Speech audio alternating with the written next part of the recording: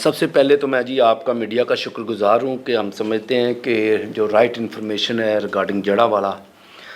وہ لوگوں تک پہنچائی جائے اور 16 اگست سے لے کے آج تک جو چیزیں وہاں پہ ہوئی ہیں وہ آپ تک شیئر کی جائے۔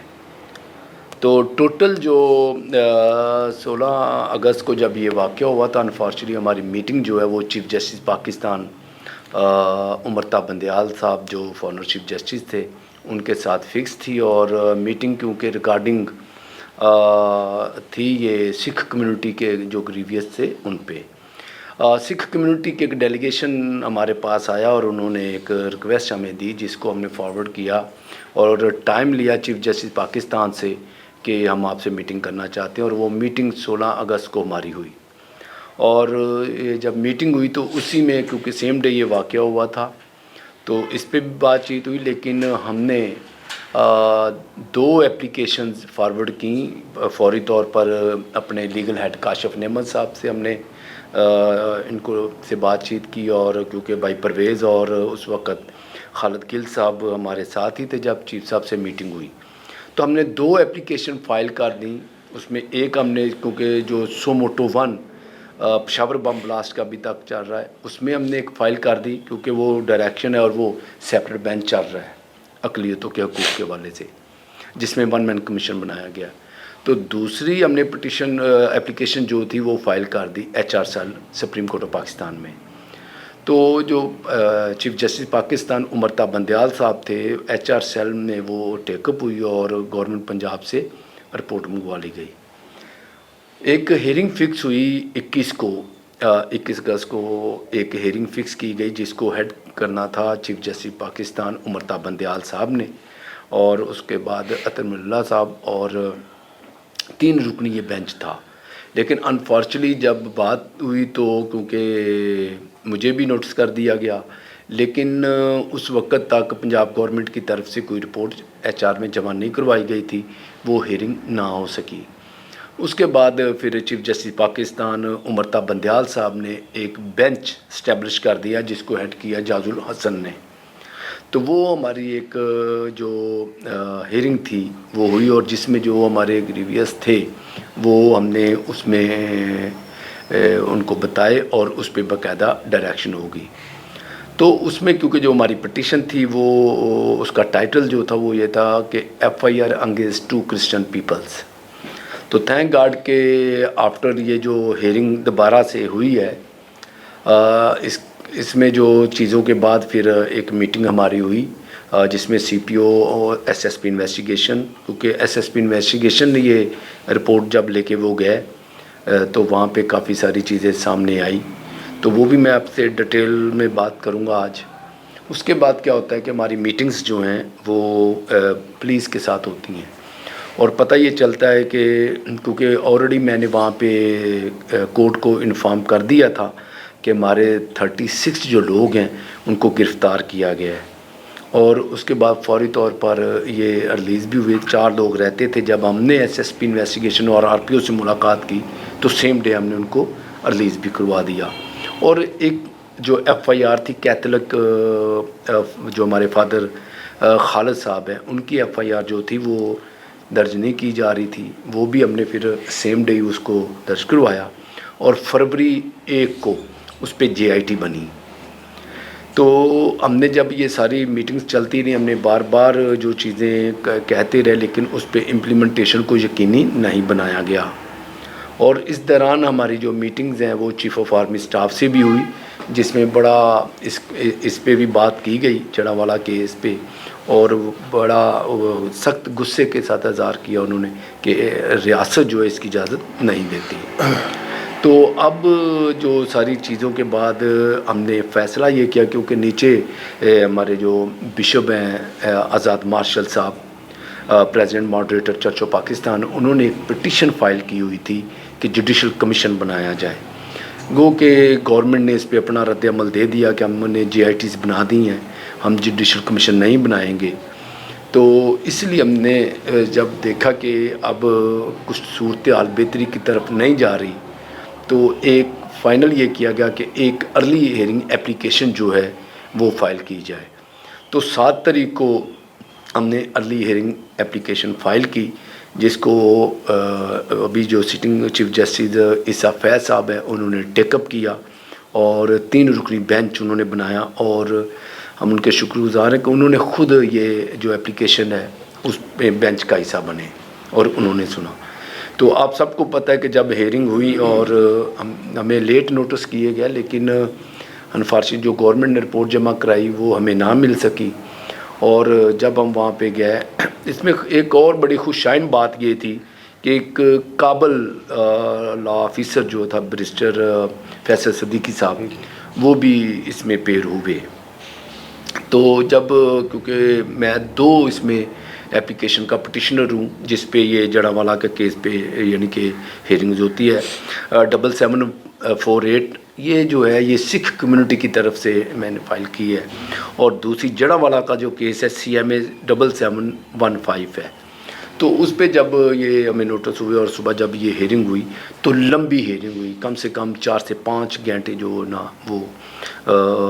سنے گئے. اور اس میں ہم نے یعنی کہ بتایا, کیونکہ جو رپورٹ جمع کروائی گئی تھی اس میں جو FIR تھیں وہ 22 جبکہ FIR 23 ہیں,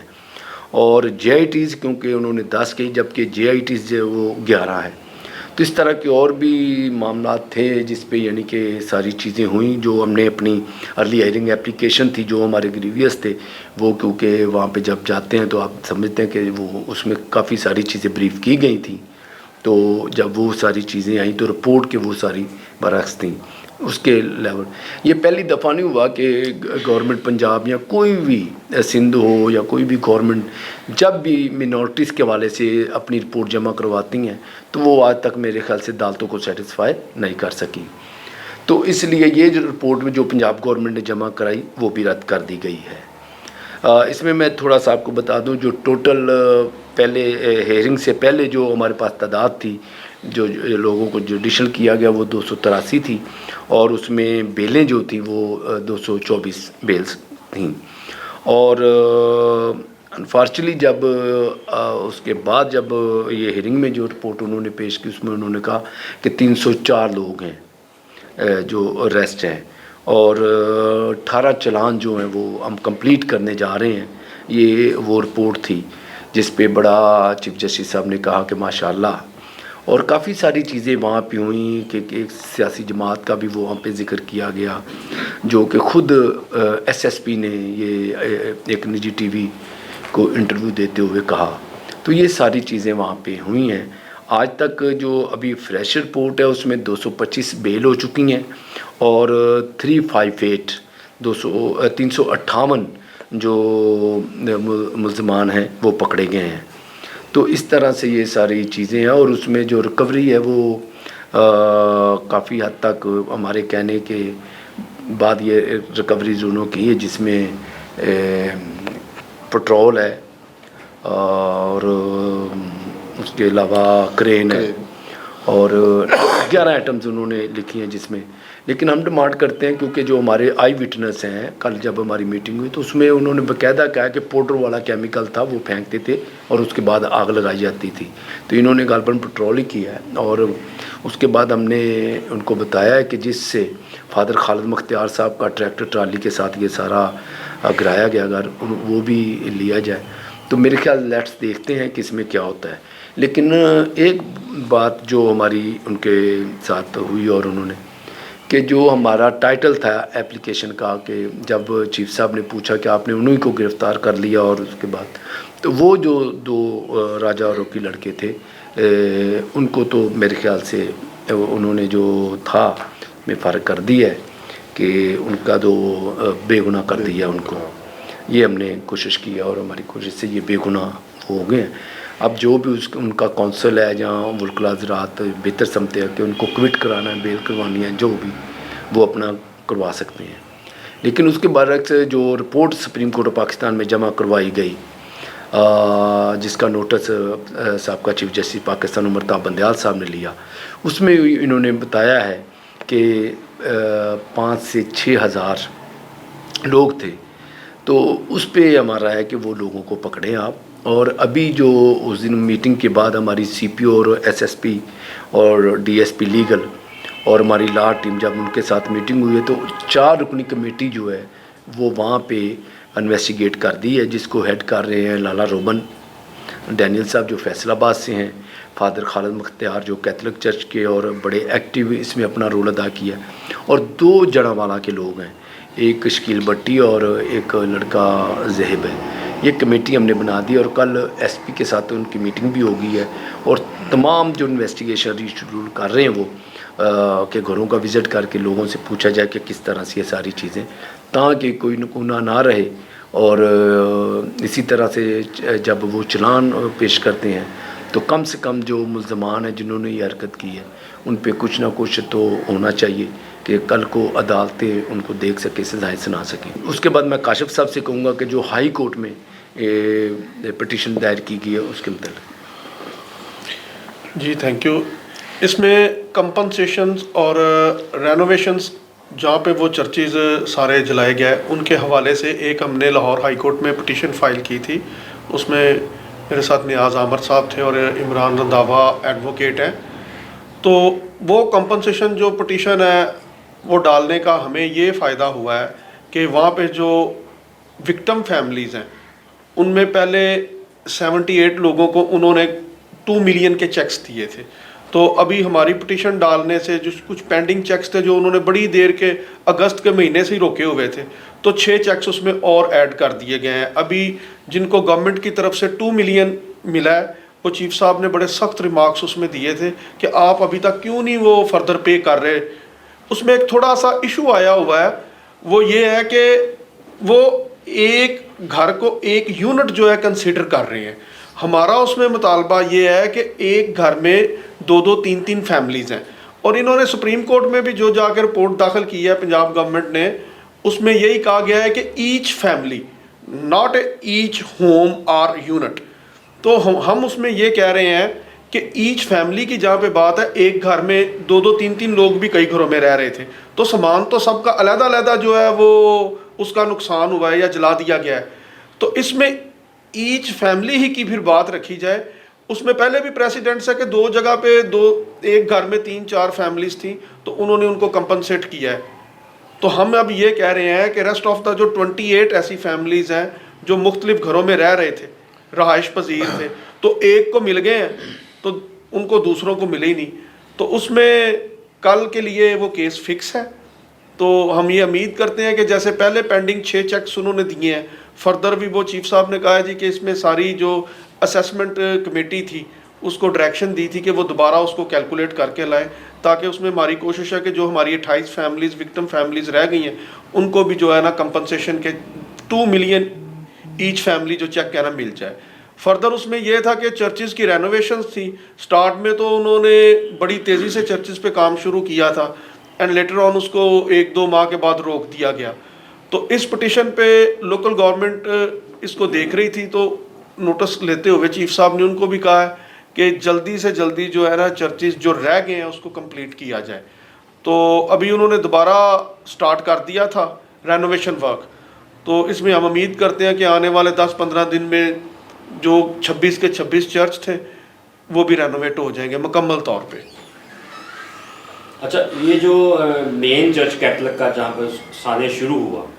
اس کے بالکل سامنے ایک گھر ہے، میں نے اس کی رپورٹ بھی بنائی تھی، اس گھر کا یہی تھا کہنا کہ 4 فلور تھے ان کے، 4 فیملیز تھیں، لیکن ایک ہی وکٹم کو پیسے ملے، باقی 3 فیملی کہتی ہیں کہ ہمیں پیسے نہیں ملے۔ کیا ان کے کیسز آپ نے اس میں درج کیے ہیں؟ جی بالکل سامنے گھر یہاں پہ جی لوکل ایک وہاں پہ 4 بندوں کی کمیٹی تشکیل دی گئی ہے، اس میں فادر صاحب ہیں خالد مختار صاحب جو وہاں پہ پیرش پریسٹ ہیں، اس کے علاوہ ایک ان کے ایکس کونسلر ہیں شکیل وہ بٹی صاحب ہیں، اور بھی 2 لوگ اور ہیں، تو وہ سارا لوکل۔ اچھا، اس میں ایک چیز میں آپ کو پوائنٹ آؤٹ کرنا چاہتا ہوں کہ جو سٹارٹ میں ڈیمیج اسیسمنٹ کمیٹی بنائی گئی تھی اس میں سارے گورنمنٹ آفیشلز تھے، لوکل بندہ اس میں شامل ہی نہیں کیا گیا۔ یہ جو گھر رہ گئے ہیں نا، وہ وجہ یہ ہے کہ وہ اپنی مرضی سے اے سی صاحب آئے ہیں تحصیلدار کو ساتھ لے کے پٹواری کو، اور انہوں نے جو ان کو ظاہری طور پہ نظر آیا ہے وہی انہوں نے بنا دیا ہے، تو ڈیپتھ میں وہ گیا ہی نہیں۔ ان ڈیپ جا کے اسیس کرنا چاہیے تھا کہ ایک گھر میں کتنی فیملیز رہائش پذیر ہیں، تو یہ اس میں ہوا ہے، تو وہ 4 لوگ بھی اس میں ہیں۔ بلکہ میں ایک بتانا چاہتا ہوں کہ ایک وہ کون سا گاؤں تھا جہاں پہ ہم گئے ہیں، مہارا والا، وہاں پہ 3 فیملیز ہیں اور 3 سیپریٹ گھر ہیں، ان کو بھی ایک ہی ڈکلیئر کر دیا ہے۔ اچھا، آپ نے وہاں پر لوکیٹ کیا کہ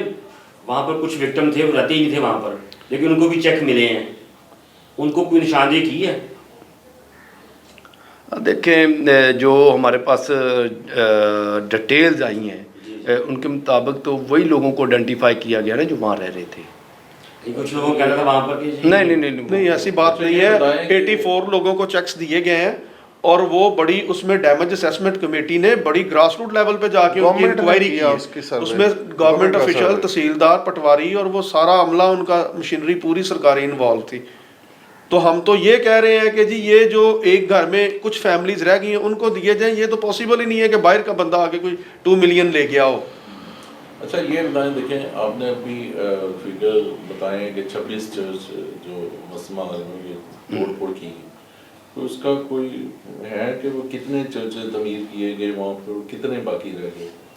اچھا، اس میں یہ ہے کہ جو پہلے آئیڈینٹیفائی کیے گئے تھے، جو رپورٹ جمع کروائی گئی تھی، اس میں 21 چرچ جو تھے وہ ان کو آئیڈینٹیفائی کیا گیا تھا سرکاری رپورٹ کے، اس کے مطابق انہوں نے وہ پیسے جاری کر دیے تھے، ٹھیک ہے جی۔ لیکن بعد میں جب ساری چیزیں اس کے بعد سروے کیا گیا تو یہ ٹوٹل 25 چرچ جو ہے نا وہ ہو گئے۔ تو اب 25 بھی چرچ جو ہیں وہ میرے خیال سے نارمل انہوں نے کام روک دیا تھا، چرچ تو بنا دیے کچھ، لیکن ان میں ابھی تک جو ان کا مٹیریل جلا تھا، جیسے یعنی کہ ڈائس ہے یا ساؤنڈ سسٹم ہے یا باقی چیزیں ہیں، ڈرم ہے یا